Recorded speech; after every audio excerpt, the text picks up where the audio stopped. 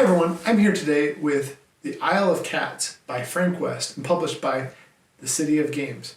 This is a competitive tile-laying game in a fantasy setting. It plays 1 to 4 players in about 60 to 90 minutes.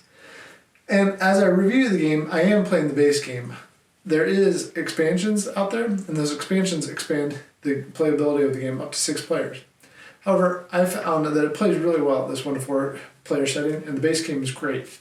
Let's take a look at how to play the game, and then I'll come back and tell you about the rest of my feelings related to this game. I should note that my copy was provided by Frank and the City of Games, which I'm thankful for, but this is a review copy given to me by them, so keep that in mind. Although I did like the game and have played it before, the Kickstarter version with some friends, and I really enjoyed the game before too. First of all, in this game, you're going to want to put the island here, where everybody can see it. On the left side, or the left field, you have a 3 fish. On the right side, you have a 5 fish. Vesh, or Vesh Darkhand, is going to have a boat that goes right here on the 5. Make sure that you've placed the island on the red cat side up, which goes on the 5 here, and place Lord Vesh's boat there. After you've done that, then you're going to make sure that the common treasure is out. The common treasure has a certain shape to it, so you know it's not a rare treasure. You're going to place 5 of those in a 1 or 2 player game, and more in a 3 and 4 player game. Then you're going to place out the Oshax. There's 6 Oshax tiles. It's this white and green tile here that has a really odd looking but kind of fun cat on it.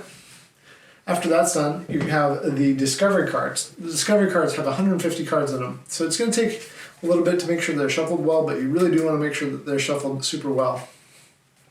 After you do that, you will place the permanent baskets next to that. The permanent baskets are colored on one side and black and white on the other side. Then, for each player, you're going to make sure that they have a player board that has a ship on it. Use the side, again, that has the red cat symbol in the upper right-hand corner, as these are 2-sided boards. The other side is for the family game. Also, make sure that you give each player one of the permanent baskets, setting it next to their ship. After you've done all that, you're almost ready to play. You also need the blue, green, purple, orange, and red cat tokens. Make sure that those are available to everyone. Each player is going to take one of those and place it on the island for turn order. Later on, we'll set turn order, and we'll talk about that during play. But for right now, just set them on the island. In this case, I've chosen purple for myself and orange for my sister, who's the AI player. In addition, you also have these wonderful little fish tokens. There's 1s and 5s. The 5s kind of look like 3s. In my first play of the game, I thought they were 3s, but they are 5s. Be aware of that. If you're playing solo, there's an additional solo setup. You'll want to have all of the cat tiles as well as any rare treasure in here. Don't put any common treasure in here. The common treasure, again, has a distinct shape to it. Those can go back in the box if you don't need them all for a 3 or 2 or solo game. In a 4-player game, you're going to use all of them. But the rare treasure and the cat tiles are going to go in this bag, and then you're going to take some out. In a 1 and 2-player game, you're going to set 4 in the left field and 4 in the right field. But in a 3-player game, you're going to set twice as many pieces as there are players, so 6 in the left field and 6 in the right field for a 3-player game for a total of 12. And in a 4-player game, you're going to put 8 in the left field and 8 in the right field for a total of 16. You're almost ready to start playing. Make sure that each player has their board. They have a basket of fish, for their, a basket for their cats, permanent basket, and then they also have 20 fish. Fishing is actually the first part of each day, but I've already set up this game so that I'm ready to go. You might also notice that I have some rare treasure here. As you pull out the cats that go in the left field and the right field, you may also pull out some of that rare treasure. If you do, just place it next to the common treasure and leave it down there below the island where everyone can access it. One thing that I like about this game is if you are colorblind, it does show you how to access the cats. Each cat has a distinct tail shape that is shown on these handy help cards. Red, orange, green, purple, and blue cards each have a different tail shape, and the shape of the components are different. Additionally, On your player boards, you have those same colors as maps. For each one of those 5 maps, there's symbols alongside the color so that when you cover it with a cat, you still know what kind of map that you're covering so that you can get the benefit. All right, now that we're ready to play, let's start to talk about the rest of it. Again, as I said before, each day is going to start off with fishing, where everybody gets at least 20 fish. Then we have the explore. With the explore phase, you're going to take a hand of 7 cards. Everybody's dealt that 7 cards. Look at them, pick 2, and then pass to your left. You'll continue drafting in this manner until everybody receives their last card from somebody. So you'll take 2, pass 5, take 2, pass 3, take 2, and then pass the last one. You'll go to your left on day 5, 3, and 1, and to your right on days 4 and 2. Once you've done that, you can take a look at those cards, and they have a cross in the top left corner. For example, this purple one is a 6. If I want to keep that purple one, I'm going to have to pay 6 fish for my personal supply back to the main supply. Mini cards will be in the 0 to 2 range. Let's talk about the different types of cards as we get into the next phase, which is reading lessons. As you read lessons, there are 2 types of lessons. There are public lessons and private lessons. Private lessons just say lessons, along with having a lesson type in the corner, like lesson A or lesson B, so forth. If it's a public lesson, when you play it, it goes out so everyone has access to it. You don't own that personally. It's a public lesson. Everybody has access to it. Everybody can score it at the end. So be careful which lessons that you make available to everybody. If you make it accessible to everybody and it's something that's going to score everyone, or maybe somebody else even more points than you, then it's probably not a good thing to keep that card and pay for it. There's also private lessons though. Those lessons will go face down next to you, while the public lessons go face up where everybody can see them. The private lessons will get scored at the end of the game. In addition to those lessons cards, which have the blue border, and there's blue on both sides, there are cards that have a yellow border on the reverse side. This yellow border card is a treasure card, and there's brown border cards, which are Oshax cards that let us get those wild Oshaxes. We'll talk more about those in a minute. Finally, there's green cards. Green cards allow you to rescue more cats, which is going to be the next thing after reading lessons. So after we've done our public lessons and private lessons, we get to rescue cats. Everyone will select any green cards that they have in hand that they want to play, put them face down in front of them, and then immediately, at the same time, reveal what green cards they have. Any boots on those cards, along with the number that goes with them, are for speed. Speed allows you to reset your player order. If I have the most boots, then I get to be first and play this time. Turn order does not determine by order of seeding, but by speed each day. So that can change every day. Another thing to be aware of is the baskets. In addition to the permanent basket that I have that I can use to rescue one cat and then I flip it over to its black and white side, there's also these regular baskets which show a basket that's complete and whole on it. That can be used to rescue one more cat. The other thing that might show up is a broken basket.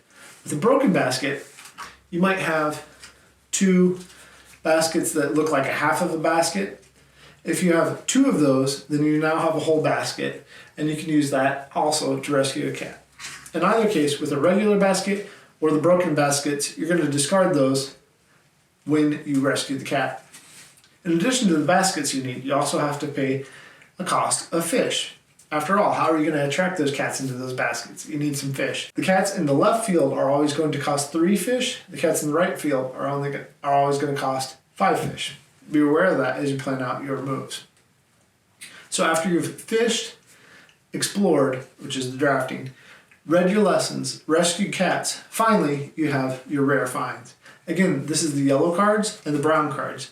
Yellow cards allowing you to take either common treasure or rare treasure, and brown cards which allow you to access the Oshax. Each day you will go through all of those things: fishing, exploring, reading lessons, rescuing cats, and then rare finds. After you do all those things, any cats that remain in the left field or the right field are going to disappear off into the forest. In other words, they're out of the game. However, rare treasure stays out where anyone can access it later in the game. Next, Vesh's boat will proceed. So that by the time we finish 5 days and Vesh's boat reaches the hand, the game's over and it's time to score the game. I should also point out that there are purple cards. Purple cards are anytime cards. They can be used at any time in the game. So you might want to use one right before somebody does something that's going to mess you up later on. Let's think about a turn I may have had. Maybe I was able to pay for the rescue of these 2 red cats. Maybe I place them on my board like this. I can place a cat anywhere on my board for my first turn. After that, they need to go next to each other. Next to each other counts as being in a place where they're touching a full square side. If they're diagonal, that doesn't count as touching. So I would have paid 10 for these red cats because they were on the right field. They're on my board now. I also covered up a red map. And because I covered up a red map, I could have gotten this almond treasure, and I can take that and cover up these rats. I want to do that because we'll talk about that more in a minute, but rats are bad.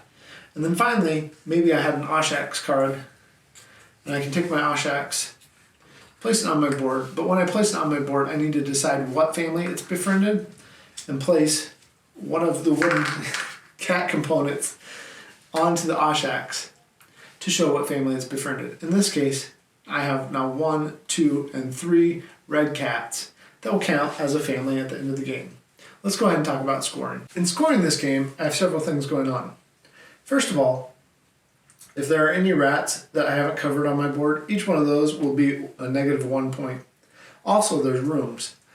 That's actually one of the things I like about this game. There's plenty of examples, and in the rule book, it shows clearly where the rooms are, because there's a room here, here, here, here, here, and here, as well as a room that is not marked with any symbols that takes up the most space in the board. But if I haven't filled any of those rooms, for each one that I haven't filled, that's another -5 points. Next, I look at my cat families, which have to have at least 3 cats in them. And again, they have to be contiguous. That's not diagonal, but sharing a whole square space. Next, I have rare treasures. Rare treasures each will give me 3. Common treasures don't give me any at the end of the game. They just fill in nice little spots. And then finally, any lessons that are my own private lessons, and then public lessons. That's how you score the game. I should note that as you score cat families, the bigger an individual cat family is, the more points it's going to score you. I've always thought the components in this game are really fun, and that they're well made. It's an enjoyable game. The base game has a lot in it. As I mentioned before, there's 150 cards that come in the Discovery deck that's here. There's just a lot going on. There's a solo mode. There's a family mode. There's a harder solo mode. And this is a game that's going to appeal to a lot of people. It's not going to appeal to maybe hardcore Euro gamers or historical war gamers, but it is a great game to have just a nice game night or a nice family night playing a game. Or if you just enjoy a light solo game with some colorful, fun pieces, or if you like the fact that it says, place your cat here.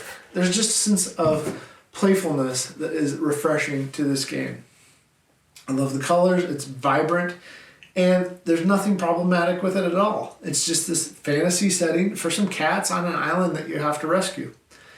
So, things that you get in this box. You get a setting and components that are fun and let you immerse yourself in rescuing cats from the evil Lord Vesh.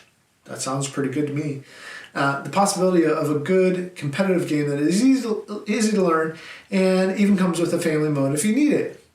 That's good. A decent solo game, great. And purple cats. I love the color purple if you didn't know. And there's purple cats in this game. I like that. The boards are good, the cards are good, the components are good. It's really good. What else might not be good? Well, maybe if you have younger kids, the draft might not be good, but Frank's even thought of how to deal with that too, because this artwork is going to be appealing to a lot of kids.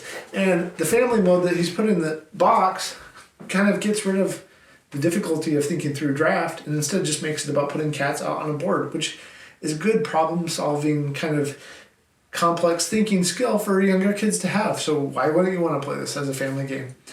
This review copy, as I said before, was supplied by Frank and the City of Games, but I would have played this game anyway. If you don't have a polyomino game in your collection, this is a good one to have. This is a solid game, not just as a polyomino game. And if I haven't explained that before, again, that's a Tetris-like piece game where you're trying to fit things together.